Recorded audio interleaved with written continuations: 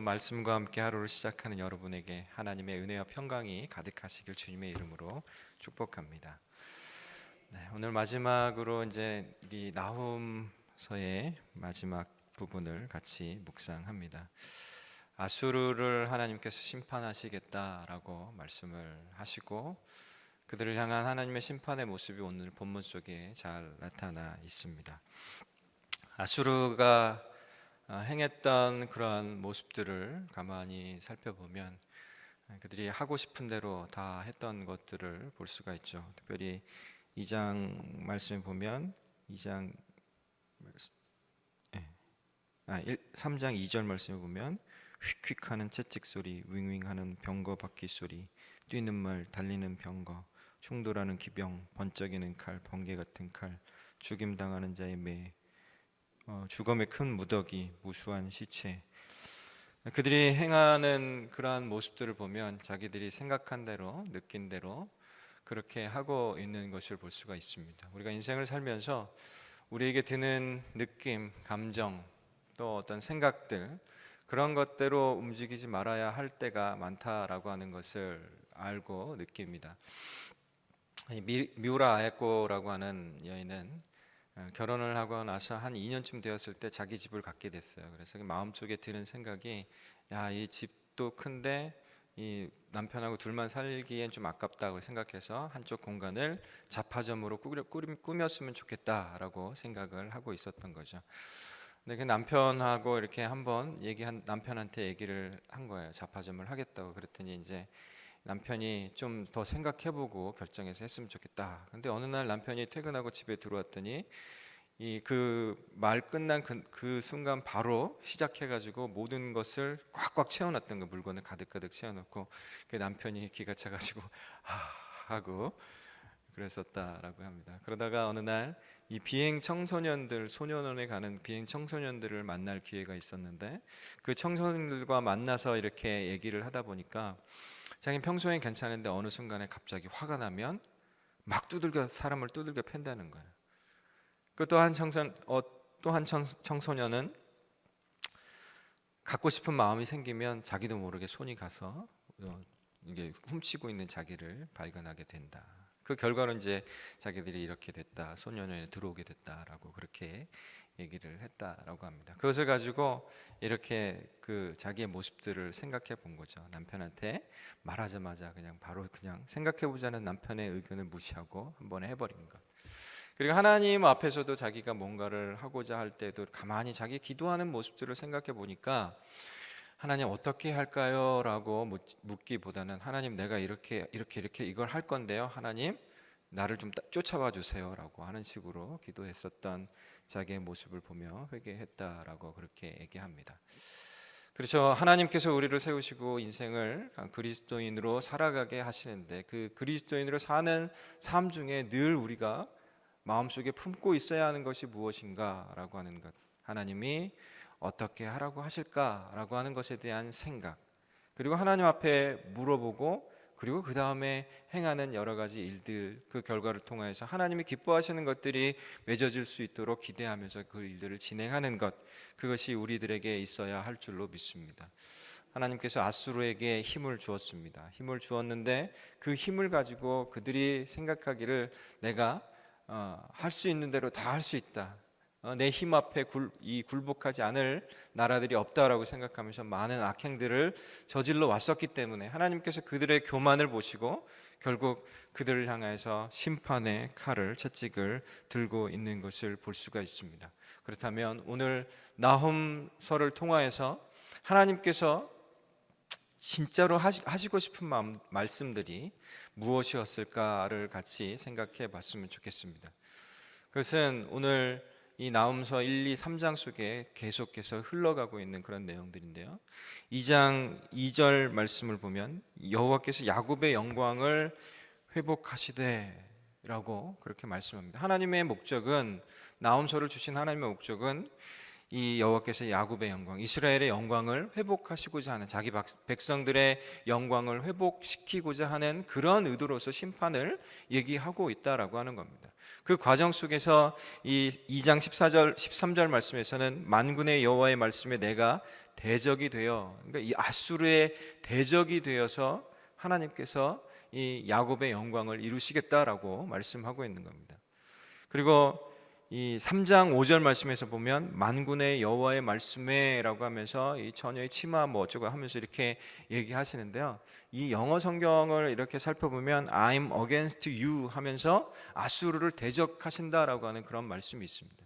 또 2장 13절 조금 전에 읽어드렸던 그 말씀을 영어로 보면 I'm your enemy라고 하면서 대적이 되시겠다라고 그렇게 말씀하십니다. 하나님께서 하나님의 영광, 그리고 하나님의 영광을 준 백성들이 그 영광을 회복하시기 위해서 반드시 하나님께서 친히 용사가 되어 싸우시겠다. 그래서 그 영광을 회복할 때 그 영광 가운데 자기 백성들도 함께 머무를 수 있도록 인도하시겠다라고 그렇게 말씀하고 계십니다. 그 영광 가운데 저와 여러분이 함께 동참하게 될 줄로 믿습니다. 그 영광 가운데 동참한 우리가 닮지 말아야 하는 것이 있는데 바로 그것이 아수르가 행하고 있는 모습이고, 그리고 그 아수르가 처하는 그 결과를 우리의 인생의 결과로서 맞지 않도록 하는 것이 우리들에게 주어져 있는 일인 줄로, 사명인 줄로 믿습니다.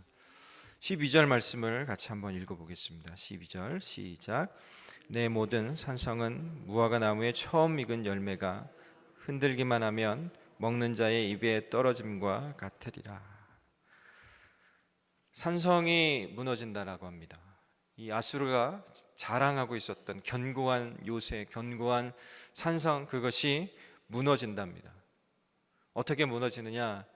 이 처음 익은 무화과 열매가 툭 건드리기만 해도 우수 떨어지는 것과 같이, 성경학자들의 그 주석에 보면 이렇게 표현하기도 합니다. 이 첫 열매가 따여졌으면 그동안 기다렸던 그 무화과 나무 열매를 먹고자 기다렸던 많은 사람들이 저마다 먼저 따먹으려고 하는 것처럼 아수르가 잘 나라를 키워놨지만 결국 그것을 첫 열매를 따먹고자 하는 많은 사람들이 있는 것처럼, 이 좀 이렇게 쉬운 말로 얘기하면, 전문 용어를 쓰면 이 개떼가 달려들듯이 이렇게 달려들어서 잡아먹는 그런 모습이 되고 말 거라는 거죠. 그렇게 그들이 자랑하던 산성 요새가 무너지게 될 것이다 라고 그렇게 하나님께서 말씀하십니다.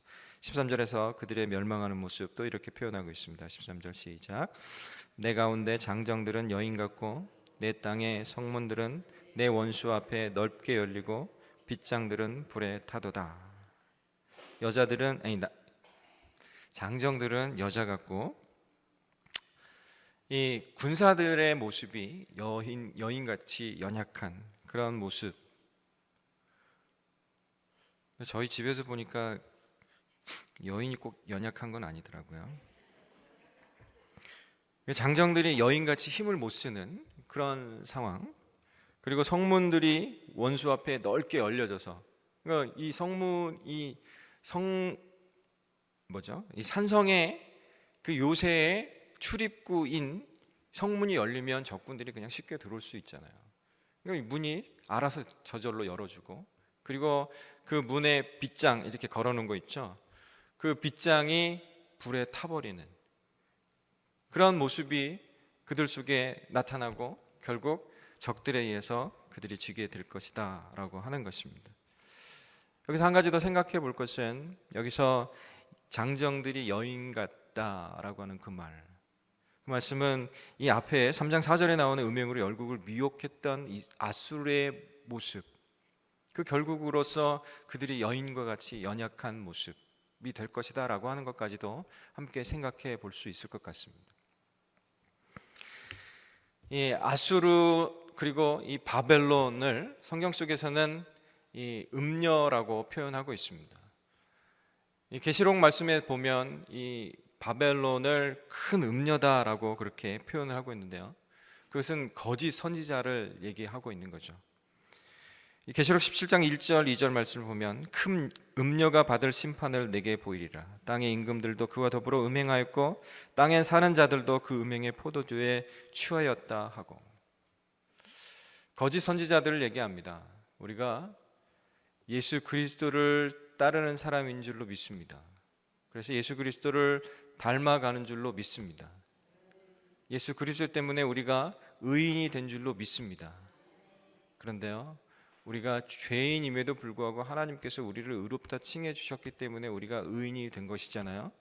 근데 그 말씀을 자기 나름대로 생각하여서 내가 의인이 되었으니까 이제 내가 의인인 척하고 살아야 돼, 내가 죄 없는 것처럼 하고 살아야 돼 라고 척 그리스도인인 척하면서 살면 다 내가 그리스도인 되어졌다, 하나님 백성 되어졌다, 하나님의 자녀 되어졌다라고 하는 증거인 것처럼 그렇게 착각하며 사는 그런 일들도 있을 수 있다라고 하는 거죠. 우리가 거짓 그리스도, 적 그리스도를 주의해야만 합니다. 그러나 우리가 하나님 앞에서 그리스도인답게 살지 못하는 그것을 인하여서 우리를 뒤따라오는 새신자들이나 우리를 뒤따라오는 우리의 자녀들이 그리스도인으로 산다는 게 저 정도만 살면 되는 거구나라고 착각하게 만드는 그런 일도 우리가 해서는 안 된다라고 하는 거죠.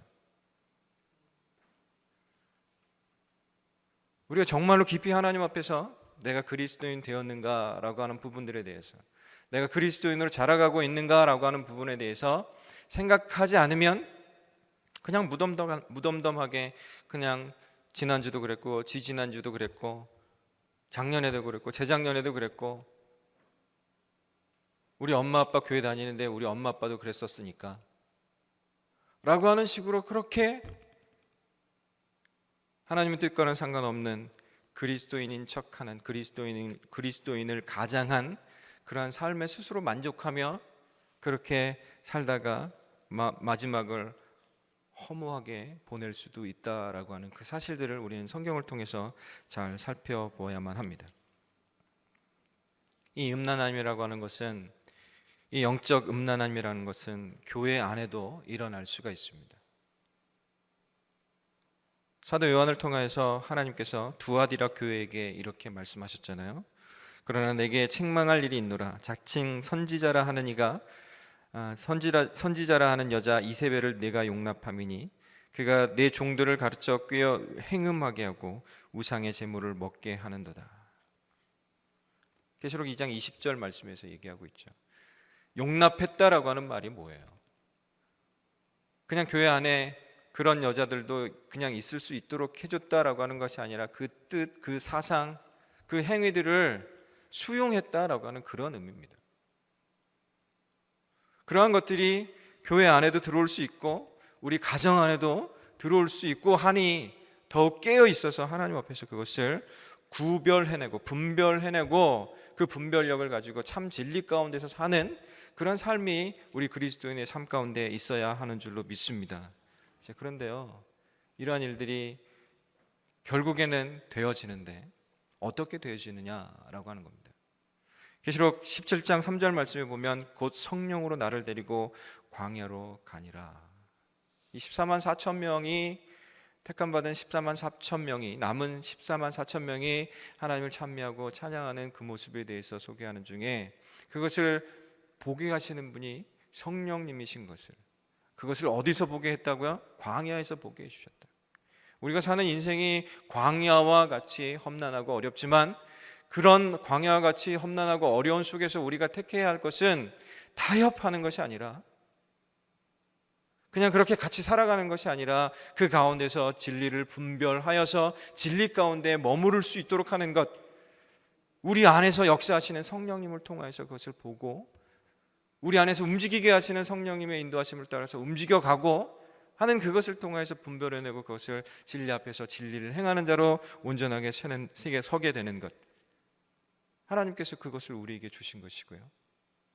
그것을 감당하지 않으면 아술의 모습이 장정이었으나 이제는 여자와 같이 연약한 자가 되는 것처럼 그렇게 픽픽 작은 바람에도 흩날릴 수 있는 그런 가라지와 같은 존재가 될 수도 있다라고 하는 것에 대해서 우리는 늘 경각심을 가져야만 합니다. 그러나 염려하지 마십시오. 우리 안에는 성령님이 계십니다. 우리 안에는 예수 그리스도의 말씀이 있습니다. 우리와 늘 동행하시는 인도해 주신 하나님이 계시니 우리가 염려할 것이 없습니다. 그 결과로서 이러한 아름다운 모습으로 설 수 있었으면 좋겠습니다.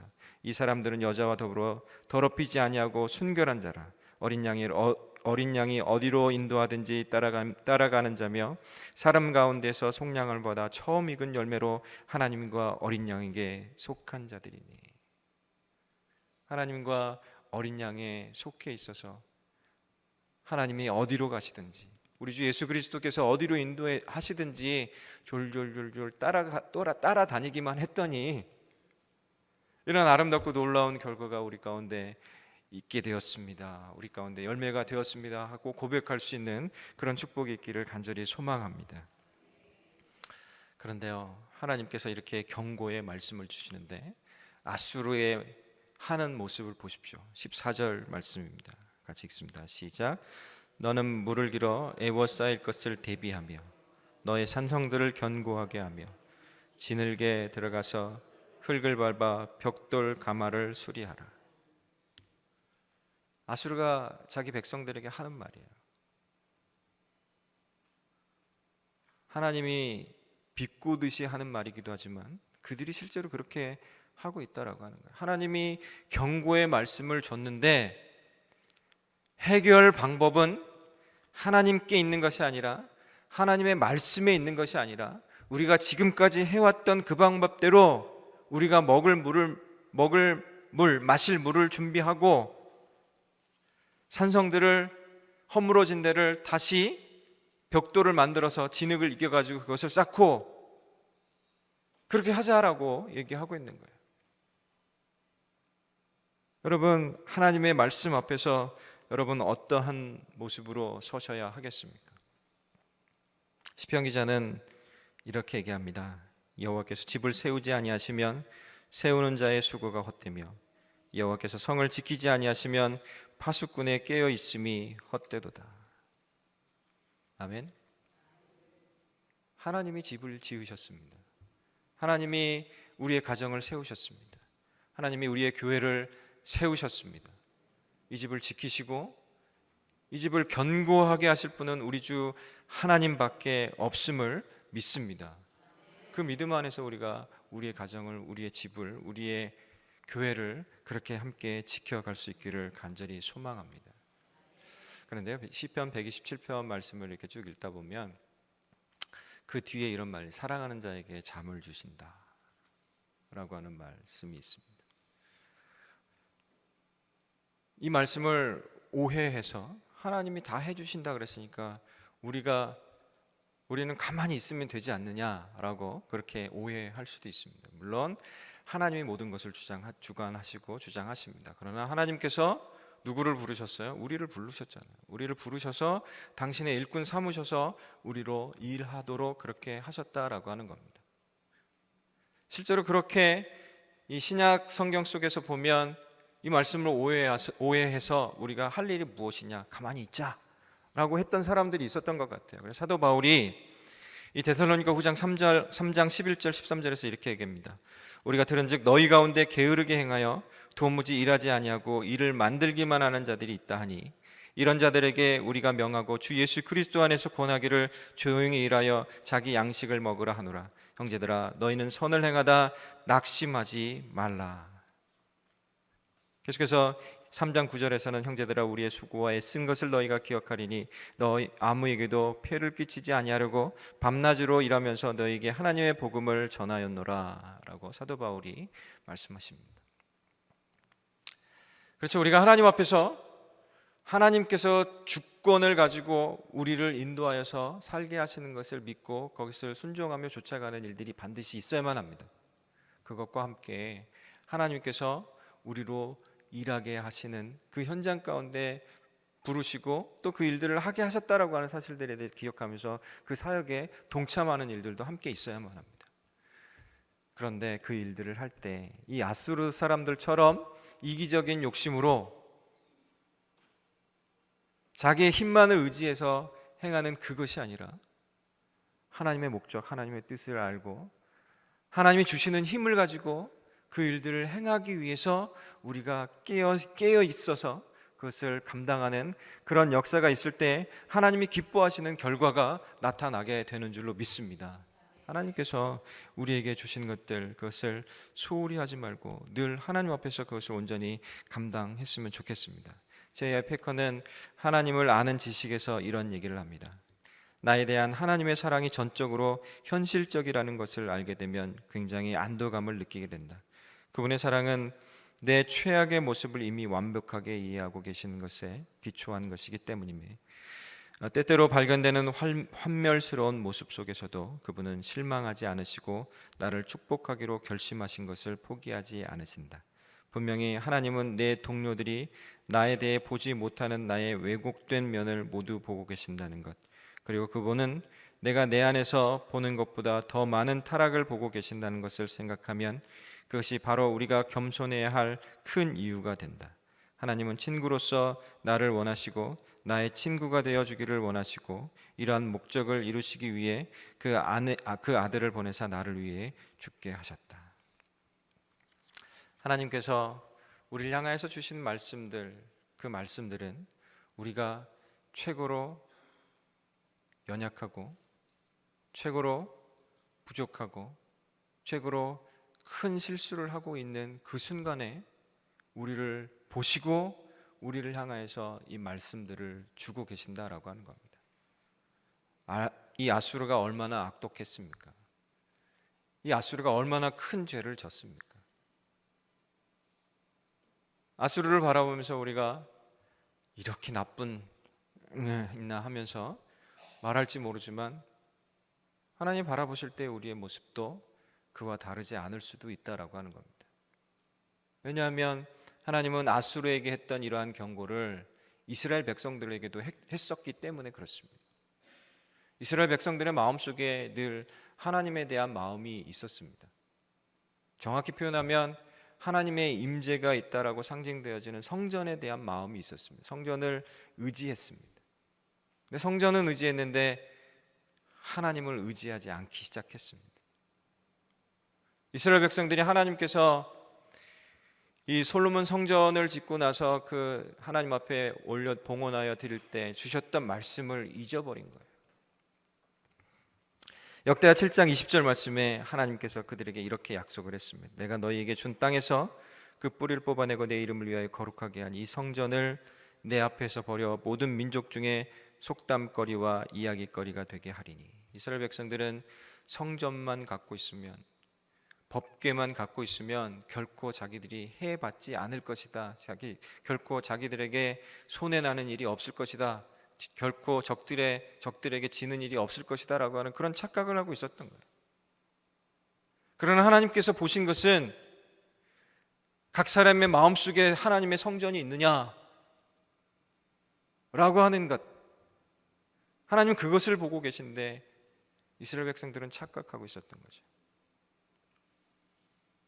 하나님께서 그것을 보시고 그것이 없는 이스라엘 백성들, 그들을 위하여서 아름답게 지은 그 솔로몬 성전이라도 무너뜨리시겠다. 돌 위에 돌 하나도 남지 않고 다 무너뜨릴 것이다 라고 하나님께서 말씀하셨고, 그리고 그것을 깨닫게 하시고자 실제로 그들 앞에서 성전을 무너뜨리셨고, 그리고 그들을 다 대적 앞에서 지게 하는, 죽음당하게 하는 그러한 것까지로 몰아가셨던 것을 우리는 기억해야만 합니다. 그러하신 하나님의 경고의 말씀 앞에 우리가 다시 소망을 가질 수 있는 것은, 그러한 속에도 하나님께서 우리를 보시고 우리를 향해서 친구 되어 주셔서 우리들에게 말씀하시고 우리를 다시 회복의 길들로 나아갈 수 있도록 인도하신다라고 하는 그 사실입니다. 하나님께서 우리들에게 소망을 주십니다. 그러나 조금 더 아수르를 향한 경고의 말씀을 좀 더 봤으면 좋겠어요. 16절 말씀, 16, 17, 18절 말씀 같이 읽겠습니다. 시작. 내가 내 상인을 하늘의 별보다 많게 하였으나 느치가 날개를 펴서 날아간 것 같고 내 방백은 메뚜기 같고 너의 장수들은 큰 메뚜기 떼가 추운 날에는 울타리에 깃들였다가 해가 뜨면 날아감과 같으니 그 있는 곳을 알 수 없도다. 아수르 왕이여, 내 목자가 자고 내 귀족은 누워 쉬며 내 백성은 산들에 흩어지나 그들을 모을 사람이 없도다. 회복 불능 상태가 되었다라고 하는 거예요. 회복 불능 상태가 되었다라고 하는 것에 대해서 19절에서는 내 상처는 고칠 수 없고 내 부상은 중하도다라고 그렇게 표현하고 있습니다. 무엇이 무너졌죠? 산성이 무너졌습니다. 무엇이 없어졌습니까? 더 이상 상인들이, 그 별과 같이 많던 상인들이 없어졌습니다. 19절에서는 방백들, 또 장수들, 이 국가를 구성하는 3대 요소가 이제 그 국민과 영토와 주권인데, 그들 속에 이러한 것들이 사라졌다라고 하는 거예요. 그들이 자랑했던 산성 요새가 없어졌고, 자랑했던 경제력의 근간이었던 상인들이 다 없어졌고, 그들의 탁월한 리더십을 보였던 장수들과 방백들이 힘을 쓰지 못하고 있는 상태예요. 추운 겨울에, 이 추운 날에 메뚜기가 움츠리고 있다가, 움츠리고 있으니까 불러도 오지 못하죠. 봄날이 되었는데, 따뜻하게 되었으니, 조금 움직일 수 있게 되었으니 모이라고 했지만 다시 모이지 않고 각자의 곳으로, 더 큰 추위를 만나기 전에 다른 곳으로 가야 되겠다라고 더 떠나버리는 그런 회복 불능의 상태에 그들이 있게 되었다라고 하는 겁니다. 그들이 처음부터 하나님이 주시는 경고의 말씀, 하나님께서 따사로운 마음으로 주시는 그 말씀들을 받았다라고 하면, 그것을 붙잡고 갔다라고 하면 그런 문제가 발생하지 않았었을 텐데, 어떤 고고학을 전공한 청년이, 대학생이 이 동굴 탐험에 나서게 됐어요. 처음 가본 곳인 것 같아요. 사람들이 많이 가지 않는 그런 곳이었던 것 같아요. 그래서 밖에다가 밧줄을 묶어매고 안으로 들어가면서 길을 잃지 않기 위해서 긴 밧줄을 따라서 이렇게 붙잡고 쭉 갑니다. 들어가면 그리고 이제 등불을 들고, 옛날이었던 것 같아요. 등불을 들고 이렇게 안을 비춰보니까 너무 아름다운 거예요.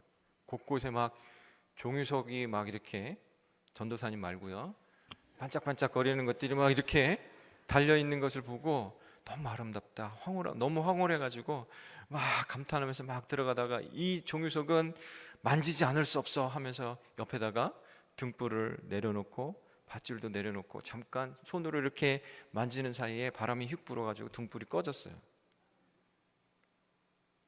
밧줄도 놔버렸으니까 찾지를 못해가지고 나오는데 굉장히 고생했다 그러더라고요. 주의 말씀은 내 발의 등이요 내 길의 빛이니이다.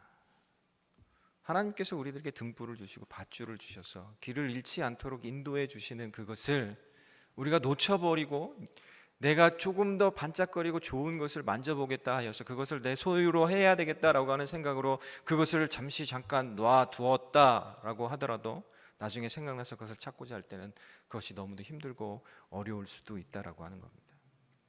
아무리 좋아 보이더라도 하나님께서 우리들에게 주신 생명의 조건인 이 말씀,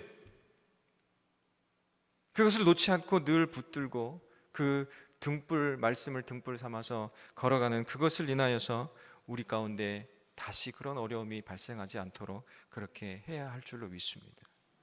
아수르는 더 이상 회복 불능입니다. 상처를 고칠 수 없고 부상은 중합니다.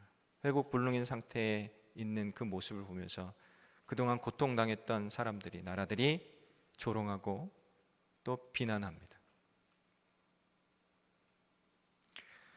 어쩌면 우리의 인생 가운데 지금 이 순간이 회복 불능인 것처럼 답답하고 힘들고 어려운 상황일 수도 있습니다. 그렇게 보일 수도 있습니다. 그러나 아수르는 회복 불능이다라고 생각해서 스스로 무너질지 모르지만, 우리 하나님의 눈에는 회복 불능인 것이 없습니다. 우리 하나님은 회복시켜주지 못할 것이 없다라고 하는 거예요. 호세아서 6장 1절 2절 말씀 보면, 오라 우리가 여호와께로 돌아가자. 여호와께서 우리를 찢으셨으나 도로 낫게 하실 것이요 우리를 치셨으나 싸매어 주실 것임이라. 여호와께서 이틀 후에 우리를 살리시며 셋째 날에 우리를 일으키시리니 우리가 그 앞에서 살리라. 시편 147편 3절에서는 상심한 자들을 고치시며 그들의 상처를 싸매시는도다.